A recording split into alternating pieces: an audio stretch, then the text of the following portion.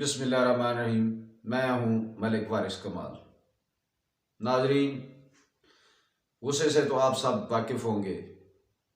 غصے سے ہم دن میں کئی مرتبہ دوچار ہوتے ہیں، غصے کی کیفیت سے دوچار ہوتے ہیں۔ ہمارے کئی دوست تو دن میں کئی مرتبہ غصے سے دوچار ہوتے ہیں۔ غصہ آنا ایک انسانی فطرت کا حصہ ہے۔ غصہ زندہ ہونے کی نشانی، آپ کے زندہ ہونے کی نشانی ہے۔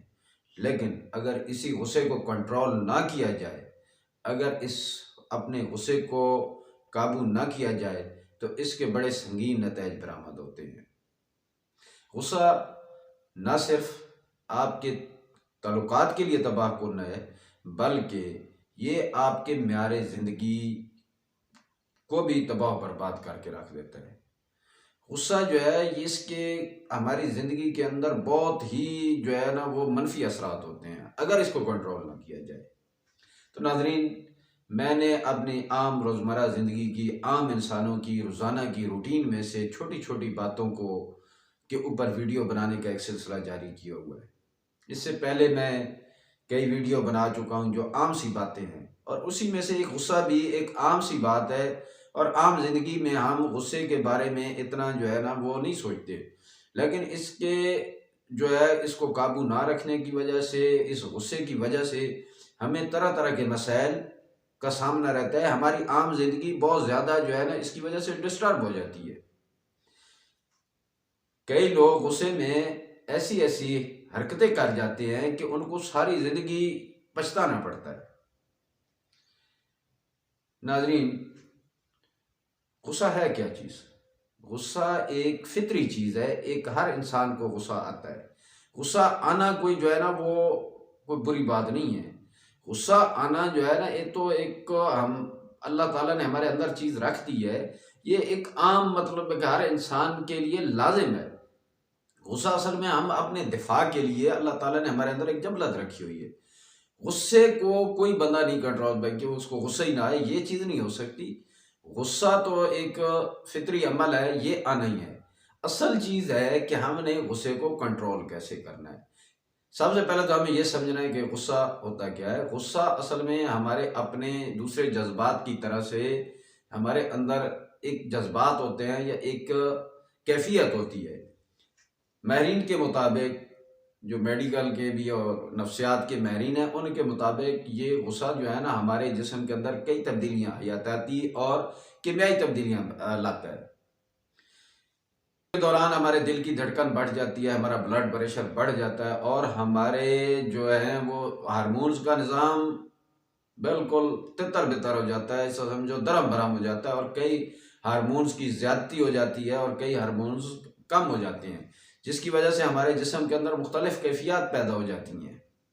غصے کی کئی بیرونی اور اندرونی وجوہات ہوتی ہیں۔ غصہ ہمارے جو عام روزمرہ کی زندگی کی چیزیں ہیں ان میں اکثر ایسی چیزیں ہوتی ہیں جو ہماری مرضی کے خلاف ہو رہتی ہیں، ان پہ ہمیں غصہ آتا ہے۔ کوئی غیر متوقع طور پہ ہم کوئی کام کرنا چاہتے ہیں، اس کے اندر رکاوٹ آ جاتی ہے تو ہمیں غصہ آ جاتا ہے۔ ہمیں کسی دوست عزیز کی کوئی بات بری لگ جاتی ہے تو بھی غصہ آ جاتا ہے۔ اس کے علاوہ کچھ اندرونی بھی وجوہات ہوتی ہیں جن کی وجہ سے غصہ آتا ہے، جن میں ہم اپنے مسائل کی وجہ سے، جب ہم اپنے مسائل کو سوچتے ہیں اور اپنی بے بسی پہ بعض اوقات غصہ آتا ہے۔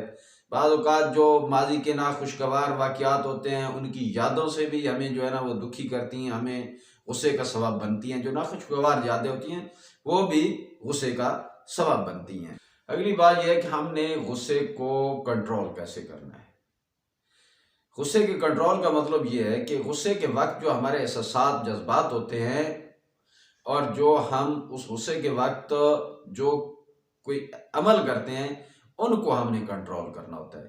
اصل میں غصہ آنے سے ہم نہیں روک سکتے، یہ ایک فطری عمل ہے، اور غصہ ہر انسان کو کچھ نہ کچھ مقدار میں آنا چاہیے، لیکن اصل بات یہ ہے کہ اس غصے کو جو ہے نا ہم نے کنٹرول کرنا ہے، اور اس کی سمت جو ہے نا وہ ایک پازیٹیو ڈائریکشن میں رکھنی ہے۔ غصے کو ہم قابو بھی کر سکتے ہیں اور اس کی سمت بھی موڑ سکتے ہیں، اور غصے کو کنٹرول بھی کر سکتے ہیں۔ تو ہم نے غصے کو کنٹرول کرنا ہے، غصے کو قابو کرنا ہے۔ تو اس کے لیے آج میں یہاں اپنی ویڈیو میں 10 پوائنٹ بتاؤں گا جن کے ذریعے ہم اپنے غصے کو قابو کر سکتے ہیں، اپنے غصے پہ کنٹرول کر سکتے ہیں، اور اس غصے کی وجہ سے ہم سے جو کوئی غلطی سرزد ہونے والی ہوتی ہے اس کو بھی کنٹرول کر سکتے ہیں۔ نمبر 1 پوائنٹ کہ اپنی جو کمیونیکیشن سکل ہے، اپنی جو بات چیت کی صلاحیت ہے، اس کے اندر بہتری لائیں۔ آپ ہر وقت یہ چیز سوچتے رہیں کہ آپ فرض کرو آپ کے کسی جگہ جا رہے ہیں، تو آپ اپنے ذہن میں چیزوں کا ایک امیجنری طور پہ آپ ایک پریکٹس یا ایک ذہن کے اندر چیزیں بنانا شروع کر دیں۔ میں وہاں جا رہا ہوں تو میں یہ بات کروں گا، اگر کسی بات کا رد عمل ہوا تو میں یہ جواب دوں۔ تو آپ گویا ہر وقت ہر جگہ کہیں جا رہے ہیں، کہیں بیٹھے ہیں، تو آپ نے جو بولنا ہے وہ سوچ کے بولنا ہے۔ بولنے سے یہ ایک عام مقولہ بھی ہے کہ بولنے سے پہلے تولو۔ تو گویا آپ نے اپنی جو کمیونیکیشن سکل ہے، جو بولنا ہے، وہ پہلے تول کے بولنا ہے۔ ہمیشہ اپنے جو ہے ایک طریقے سے بات کرو گے تو ظاہر ہے ہم نے خود بھی غصہ نہیں کرنا اور سامنے والوں کو بھی غصہ نہیں دلانا۔ تو اگر ہماری بات چیت اچھی ہوگی، ہمیں اپنی بات اور زبان پہ کنٹرول ہوگا، تو ہمارے لیے جو ہے نا یہ غصے کی جو ہے نا اس کو کنٹرول کرنا آسان۔ دوسرا پوائنٹ، اپنے خدشات کے اظہار اس وقت کریں جب آپ پرسکون ہوتے ہیں۔ ہم ایک عام معاشرے میں رہتے ہیں، ہمارے دوستوں، عزیزوں، رشتہ داروں، دوسرے ہمارے ساتھ کے لوگوں کے ساتھ ہمارے مسائل بھی ہوتے ہیں، خدشات بھی ہوتے ہیں، اور ان کا اظہار بھی کرنا ضروری ہوتا ہے۔ تو آپ اپنے جذبات اور ان کے اظہار کے لیے ہمیشہ اس وقت کا تعین کریں جب آپ مکمل طور پر پرسکون ہو اور اپنے آپ پر آپ کو مکمل کنٹرول ہو، تاکہ جب آپ کسی خدشے کا اظہار کریں، کسی کے ساتھ جو ہے نا اپنے کوئی ریزرویشن آپ اس کے سامنے پیش کریں، تو آپ کی جو زبان ہو، جو آپ کے جذبات ہوں، وہ کنٹرول میں ہو اور آپ کسی تناؤ کی کیفیت میں نہ ہو، تاکہ آپ اپنے جذبات کا اظہار بھی کر سکیں اور کوئی غصے والی، لڑائی والی چیز کیفیت بھی پیدا نہ ہو۔ نمبر 3، اپنی زندگی کے اندر فزیکل جو سرگرمی ہیں ان کو بڑھاؤ۔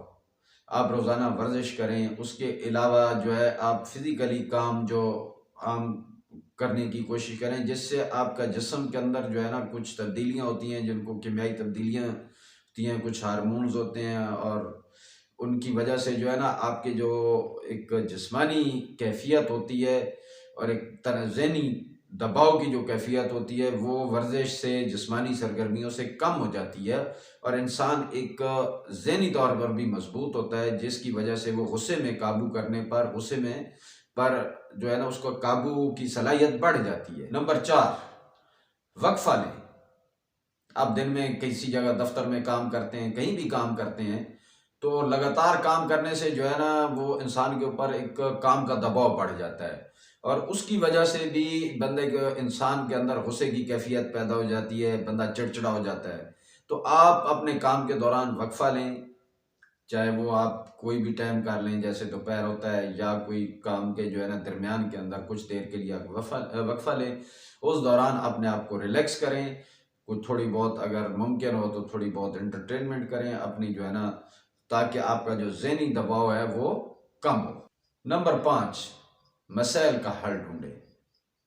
یہ یاد رکھیں کہ مسائل غصے سے حل نہیں ہوتے، مسائل کو حل کرنے سے حل ہوتے ہیں۔ مثال کے طور پر آپ کے بچے آپ کا کمرہ گندا کر دیتے ہیں روزانہ، تو اس کا حل کو غصہ کرنا نہیں ہے، اس کا حل یہ ہے کہ آپ اپنے کمرے کو دروازہ بند رکھیں، بچے نہیں آئیں گے اور نہ ہی گند ہوگا۔